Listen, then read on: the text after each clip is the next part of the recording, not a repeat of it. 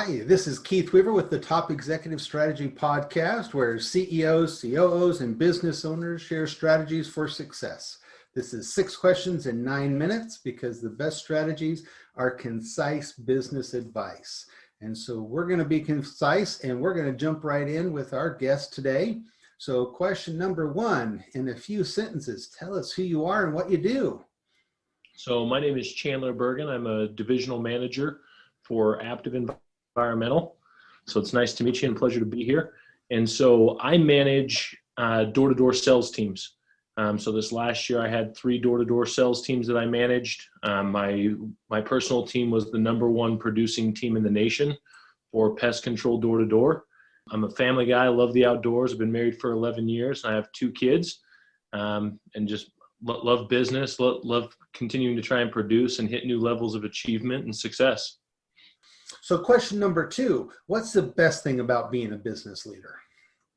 I think for me, the last couple of years, the best thing that's come from it is being able to watch others accomplish and achieve success, and to watch others grow and develop and do things that they didn't believe were possible when they first started. I think in the beginning, a lot of the times as a young leader, you're worried about your own personal success and where you're going to get. And the last couple of years, I've really kind of fallen in love with the process of helping others become successful. And I think that's the thing when I look at my favorite part about being a business leader is helping other people accomplish and reach their goals and their dreams. All right, question number 3. I hear from other leaders that the people strategy in their business can be more complicated, more difficult sometimes than the actual business strategy in their business. Your thoughts on that? I would agree 100%. I think trying to find the right structure people-wise as far as leadership and putting the right players in the right positions has been probably one of the most difficult tasks that I've dealt with. Like this last year, we had a team that performed at average, but not above average. And looking back at it, realized we were missing critical leaders in positions that needed to be there, but weren't. And you don't realize some of those things till after it's too late. And so I would agree. I think sometimes the people strategy is far more complicated, where a lot of times the business strategy, it's a little more cut and dry. There's not as many dynamics oftentimes as there are when you're dealing with people and individuals. Great. All right. Question number 4. What strategy would you like to share with other business leaders? So I think the strategy I'd like to share is how to kind of cultivate a culture and develop people to become high achieving leaders, teams, and individuals. And I think over my past, 5 years with Aptive and the things that I've learned is I've always personally been tried to be a high achieving individual. And I think that's one of the biggest things when you're looking at it as a leader, like how do I get teams and others to perform at a high level? You have to lead from the front. And so when I look at our teams that have performed the last couple of years, almost without fail, my team's averages have increased with my personal performance. So like my first year in pest control, I sold 500 accounts. My team average was around 170 per person accounts. And then my second year I did 709. My team average jumped up to almost 200. My third year I did 1,054 personally. My team average jumped all the way up to 252. And so what I saw over the years is the higher I performed, I think it opened up the capability and possibility in my team members' eyes and other leaders' eyes of what they were capable of. Versus I've worked in higher education and other places where you have leaders who say, do this, but they've never done it or they're not doing it themselves. And I think it becomes really hard for people to want to follow that and be a part of it. Versus if you start to cultivate an organization and a culture where the leader's in the trenches with you and they're working hard, they're pushing the numbers and the envelope of what people think are possible, all of a sudden you have all these other individuals who start to see that.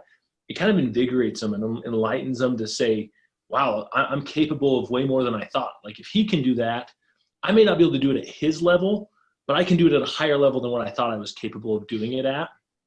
And so that's the biggest piece of strategy and advice I think I would give other leaders is if you're looking to, push the envelope on what's capable or what people say is possible, you have to be willing to do it yourself first. And one thing I think I've learned over the last couple of years is no one will ever do what you do at 100%. I think oftentimes as leaders, we have this vision of like, oh, everyone's going to give 100% just like I give. Well, if you're the owner, you're the executive, no one's going to care as much as you do. So whatever your 100% is, people are probably going to do 75, percent of that. And so if you want people to do, huge numbers, you're going to have to put in that same effort and lead by example, because you're only getting about 75% of, your capabilities out of your people that are below you, your leaders in your organization. And I think oftentimes people think that they should just be able to stand at the front and tell people, give 100%, and they'll do that. But it typically doesn't work that way, in my opinion. That's great advice. And, I like the idea that, like you were saying, as your numbers increased, you really gained a lot of credibility with your team because, hey, it's not only am I preaching this, but I'm proving to you that this works, and that if you just actually follow it and do the things and be a part of things, you can see this as well. And so that's great. All right. Question number 5. What other successful business leaders, owners, CEOs would you like to acknowledge here, or you think would be good on the podcast? Yeah. So one of my big mentors is Mitch Fry. So Mitch Fry is a senior regional manager. He's kind of the one that took me under his wing when I switched from higher education to door-to-door sales. And people thought I was crazy, leaving higher education to go knock doors. People thought I was insane. But Mitch kind of took me under his wing and said, no, look, here's what the capabilities are. And he's the one that kind of helped establish that culture of leading from the front. And then another really great leader and someone who's been a mentor is Jared Meyer. So Jared Meyer, I worked with him when I worked in higher education. And Jared was a phenomenal, leader, example of hard work and determination, and kind of that you got to be in the trenches type of leader. Like even when he was, director of admissions and I was associate director, he was like, no, we recruit with our recruiters. He's like, that way we know what's going on. We got boots on the ground, and it's not just them telling us what it's like. So those two individuals have played a big role in kind of my development. And then the other one is Vess Pearson, the CEO of Aptive. And Vess is phenomenal. I've taken a lot of advice, and I think the biggest thing I took from Vess, after my first year, I wanted a same-day truck. So when I would sell accounts, they'd get service right there with me. And Vess always had a rule. It was 500 or bust. And my first year, I was like 480. And I told Mitch and those guys, I was like, I'm not coming back until I get a guaranteed truck. Mitch's like, well, I'll call Vess and tell him, and we'll get it for you. And he told Vess that, and Vess said, 500 or bust. If he wants it bad enough, he'll find a way. And looking back, I'm extremely grateful because he was right. If you want it bad enough, you'll find a way. And it pushed me, rather than being content at 480, it pushed me to do over 500 accounts. And he's one of the best at saying no and holding to those things. And so he's one that I think could be a great asset on a podcast like this. That's awesome. Well, you've kind of already given us some stories of other bosses and leaders, but a 6th kind of final fun question. Tell me about your favorite past boss. My favorite past boss. So I'm actually going to go, not necessarily a boss, but a coach. So my college basketball coach, probably one of my favorite leaders. And it's where I've taken a lot of my personal, kind of leadership style and qualities. He was one of those coaches that he was a jerk at times. Like, he'd be in your face and you're sitting there at times, you're like, man, this guy just doesn't get it. He's a jerk. Like, he needs to back off a little bit. And I remember looking back at the end of each season and the end of my basketball career and thinking, holy cow, like I never thought I'd be able to accomplish those things. And if it wasn't for him pushing me and at times seeing more in me than I saw myself, I'd never accomplish and do what I've done.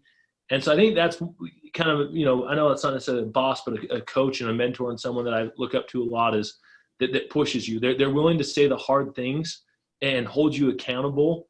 I think that's, something that a great leader and a great boss does is gets more out of people than what they think they can get out of themselves.